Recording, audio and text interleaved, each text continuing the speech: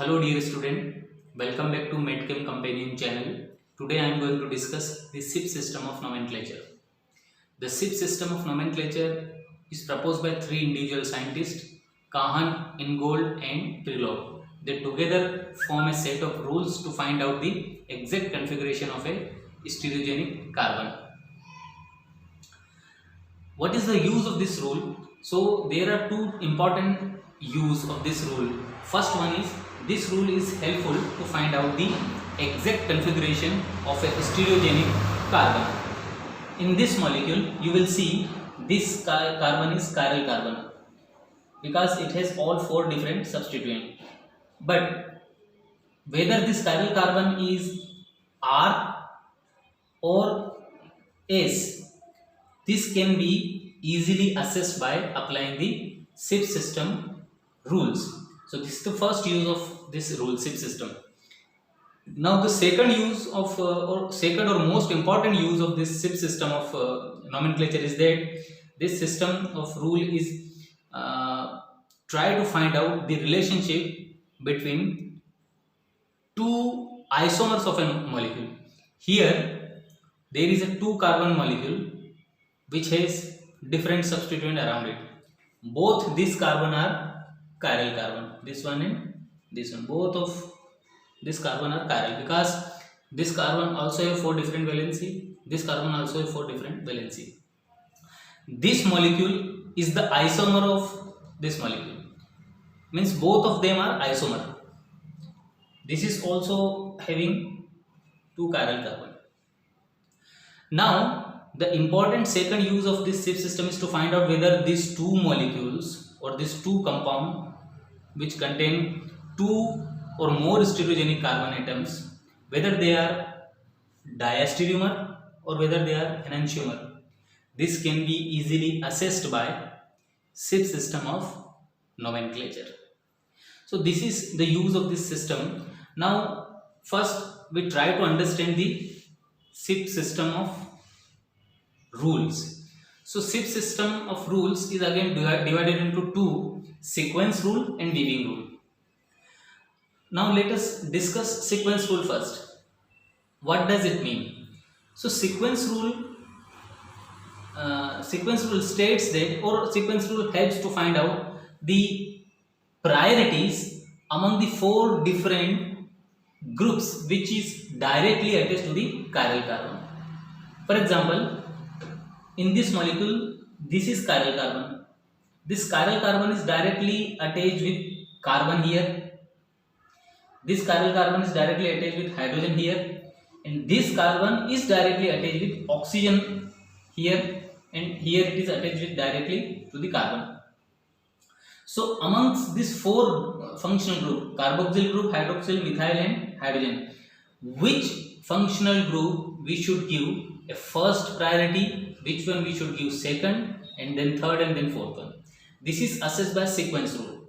So sequence rule states that the groups or the atoms which is directly attached to the chiral carbon, we should consider their atomic number. The atomic number or the atom with highest atomic number should be given first priority. So here if we assess in this molecule, this oxygen atom has 8 atomic number, this carbon has 6 atomic number, this hydrogen has 1 atomic number, and here the directly attached carbon has 6 atomic number. So amongst 8, 6, 1 and 6, which has highest atomic number? Oxygen. That's why this OH functional group should be given first priority.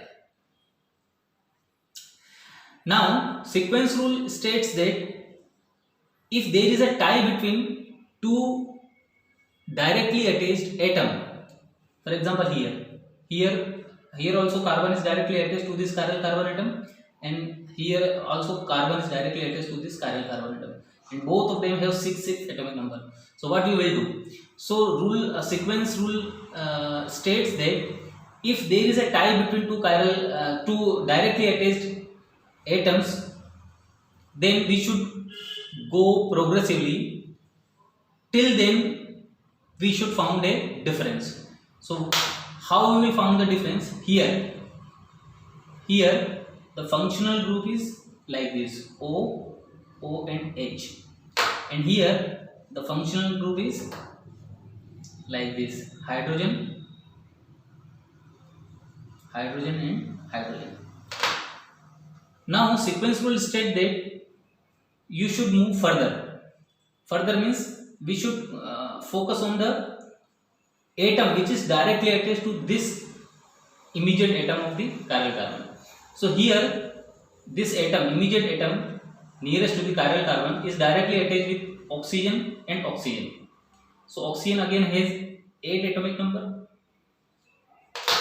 Oxygen has 8 atomic number.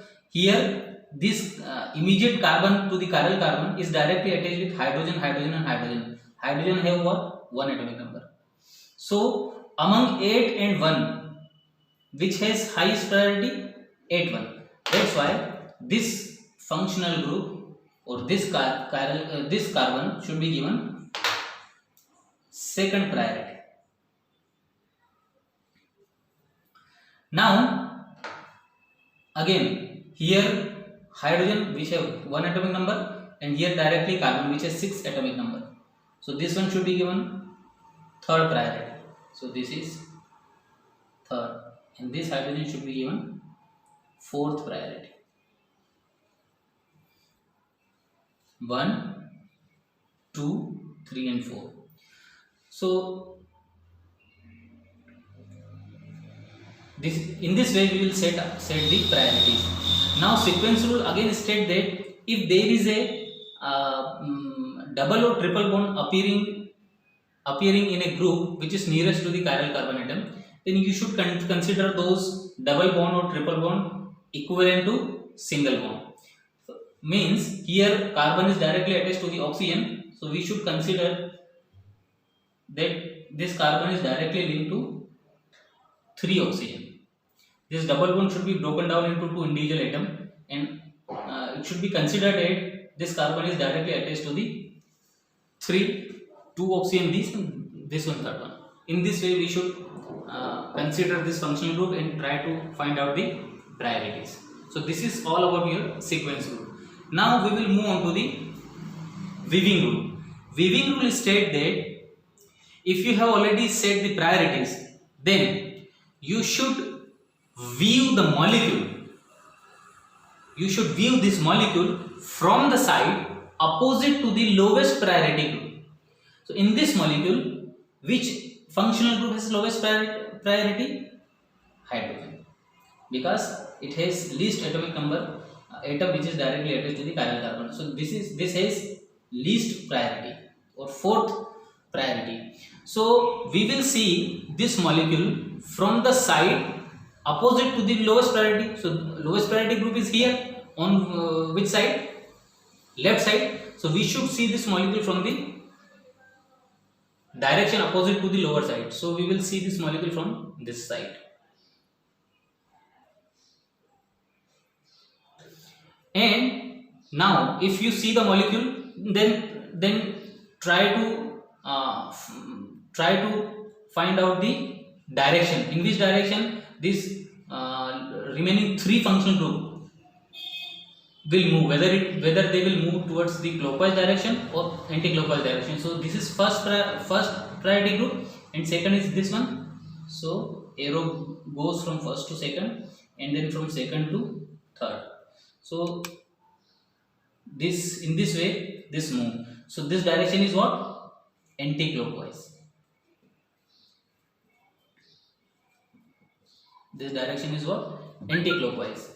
So SIP rule says that if direction goes to anti-clockwise direction, then assign S configuration to the chiral carbon. So this chiral carbon should be assigned S priorities. And if the arrows move in clockwise direction, then assign R configuration to the chiral carbon. If this arrow moves toward the clockwise direction, then we should assign what? R configuration. So in this way we will find out the exact configuration of a stereogenic carbon. And this is all about your what? Shift system of nomenclature. In the next lecture, we apply this rule and try to find out the configuration of the stereogenic carbon. Thank you.